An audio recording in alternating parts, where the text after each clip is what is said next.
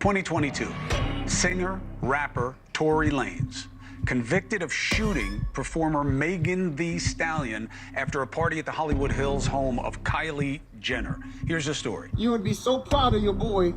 He has been in here and he has been praying.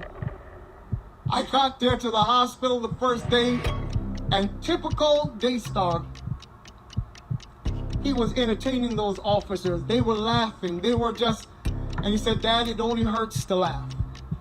But something broke my heart yesterday when towards the end of our visit, he said, "There is some fair things that make no damn sense. Why did Kelsey get immunity?"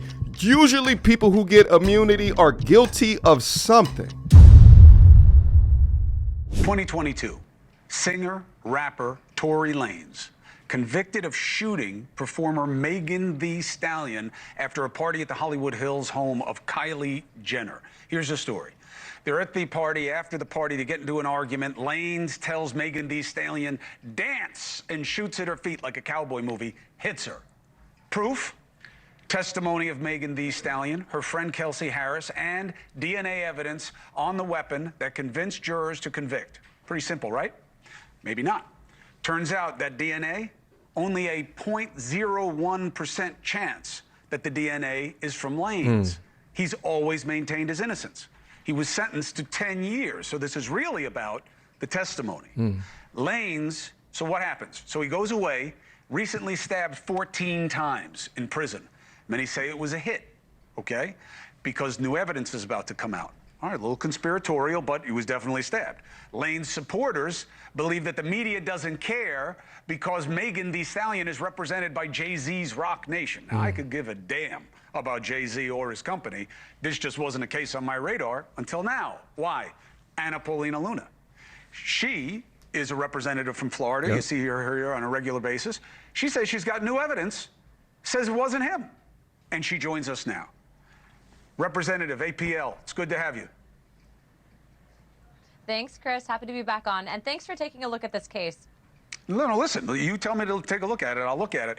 But why did you look at it? I mean, this isn't your jurisdiction. I don't know you to have any connection to any of these people. Yeah, so as you know, we are on oversight and accountability, and so this case was actually initially flagged for me by Amber Rose. And the reason why I took a particular interest in it is because of the fact that they actually had evidence that they presented to me in my office that actually disproved the conviction. So as you stated earlier, that 0.01% of DNA, they actually found 4 people's DNA on that firearm, none of which was Tory's. Not to mention there was 0 fingerprints on the actual magazine. And also, too, as you said, 0.01% chance. I mean, that evidence in itself should pretty much speak for itself. Also, there's been ring footage that's been obtained that actually disproves the whole dance, Megan.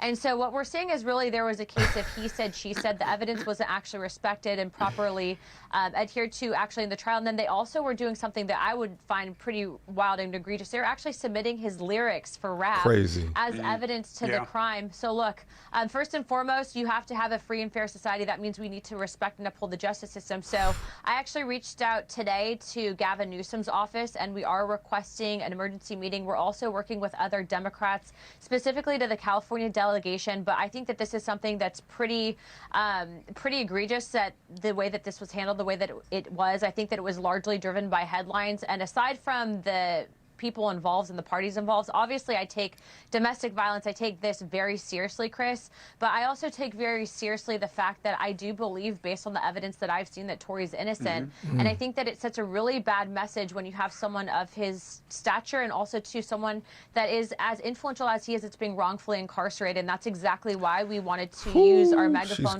for a good reason and help get him his pardon. She's so good at this, and she's explaining this so damn well. Now, I will say that Amber Rose being the instigator for her to look into this was not on my 2025 bingo card. Mind you, Amber Rose 10 years or so ago was doing the slut walks, talking about #BelieveAllWomen. She was within that parade. And she actually talked about recently on the Club Shay Shay podcast that she stopped being a feminist. She stopped being so gung-ho when it comes to these different things because she realized that women lie just as much as men. We talk about it all day on the podcast, is that generally masculine men will demonstrate aggression overtly, usually through physical force, while feminine women will demonstrate aggression covertly, reputation destruction, lies, manipulation, innuendo. So it's interesting to see that after all of that, after Amber Rose is now a mother to a young boy, she finally gets it. Now, when Tory Lanez was originally found guilty, I was super surprised because they didn't have basic things such as the bullet, but she calls out so many things right there that should have been put into question from the beginning. So for Megan to continually come out up on social media claiming victim, I'm done. I'm tired of all of this. I already relived through all of this. No, there is some fair things that make no damn sense. Why did Kelsey get immunity? Usually people who get immunity are guilty of something. And then you come back later and the bodyguard of Kelsey is like, listen, I can't hold my tongue no more. Under sworn testimony is now saying what he overheard. Let's go. Which I think he'll get. So, Luna, who did it? I mean, she says and her friends say that he did it. And who else would have done it? And what proof do you have to support that? I get it. Maybe they didn't make the case the right way with the weapon, but who did it?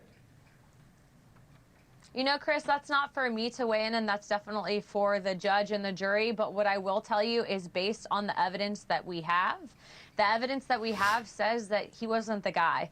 And so I do think that Gavin Newsom has some great attorneys that will look at this. But I'd also like to point out that the prosecutor specifically on this case that initially brought the charges is a very interesting prosecutor. Look into who ran him. And at the end of the day, you know, I think Hollywood, as you know, Chris, in politics does overlap. And there's a lot of interesting stuff that happened there. So look at the evidence for yourself. We've posted it for the entire world to see, to determine for themselves. And I know that Tory's legal team actually has an incredible case. And so we are calling on Gavin Newsom to issue that pardon immediately. And also remember, he was almost killed in jail. I actually talked to him today on the phone. And he said that once he does get out, once he does get this pardon, which I do feel confident that he'll be getting, he's going to work extensively in prison reform because this should never happen to anyone. Anna Paulina Luna, this is a really interesting one. I've never covered a situation like this before, but I appreciate you using your platform and let the legal team know. We'll be reaching out if they want to come on to make the case. I'm happy to hear it, and we'll check in with the governor's office as well. Thank you very much for coming on. Yeah. Of course. And Chris, too, if you want, we can probably connect you with his dad as well. I think it's important for people to know all the facts. Yeah, I'm here for it. I'll check in with you right after the show. This demonstrates one of the important aspects of having the right people connecting in the right places. People have been questioning the verdict on this ever since he was determined to be guilty, and it took a sitting congresswoman to bring it onto a platform with as many people as what it is for it to finally gain legs, for it to finally gain steam. I've seen another interview where she's speaking about having a upcoming interview. Much of the information that she talked about, we already knew about. What's interesting, though, and what I want to see is what is the security cam footage? Because if the security cam footage doesn't corroborate some of the things that she was saying, such as the dance, or if it shows footage of them actually getting out the car, maybe even the person that fired the shot, I would think that whatever evidence that it is, if this congresswoman is putting her rep on the line in conjunction with the other weird things within this narrative, the other weird things that she just brought up when it comes to the evidence that was presented or not presented that the defense did not know was a part of, then it's going to be interesting. I mean, shit, even without the security cam footage, I think that there's enough information in there, if I was the governor of California, to take a look at that, pardon him at least temporarily, get him out of danger, out of harm's way, especially as he's recuperating, and retry it. And then there would be a question of double jeopardy, right? Or is double jeopardy only specific to if you were acquitted from a case? If you were found guilty, then if there's new evidence that comes out, then they can change a verdict over time. I believe in what she's saying. I think it was a miscarriage of justice. Hashtag free Tory. He was being rushed to a facility nearby in a vehicle in which he said, and I quote, "Dad, I thought it was my last. And having made my peace with God, I said, okay, God, is this how it's supposed to end for me?" And God said no. God told him, Do not give up. This is Tory's father, by the way. In the car, upon which he turned to the attending officers and he said, you must get me to wherever is the closest place that I can get to. I'm bleeding out here. My boat, he didn't even know his lungs had collapsed. All he knows is that he couldn't breathe. He could hardly speak. Upon which the officer turned around and looked at him and said, nah, we got to take him. He has to be airlifted. And thankfully, to God be the glory, he was airlifted. One of the officers turned to me yesterday and he said, you would be so proud of your boy. He has been in here and he has been praying. I got there to the hospital the first day and typical Daystar, he was entertaining those officers. They were laughing. They were just, and he said, Dad, it only hurts to laugh. But something broke my heart yesterday when towards the end of our visit, he said, Dad, why is it that my life has to go through so many trials? Why? Why do I have to experience this? All right, guys, leave me something down below. Light up that comment section. Do you think Tory is going to be pardoned? Do you believe that Kelsey is actually the shooter? Do you think that Megan Thee Stallion will ever take accountability for the bullshit that she put Tory Lanez through? Let me know down below. Let's have a conversation about it. And if anything, I'll see you guys soon. Until next time. You is ratchet as they come. Rainbow weaves and batwing lashes, weighing more than a man. What time is your football practice? I bet you can hit that A-gift like a mug. How you big back it? Said a man must buy you gifts. Where here goes a Fitbit tracker. Are you mad? Cause you got 3 kids by 4 different dads. You pick cookies, then you bash. Oh man, when you get sad.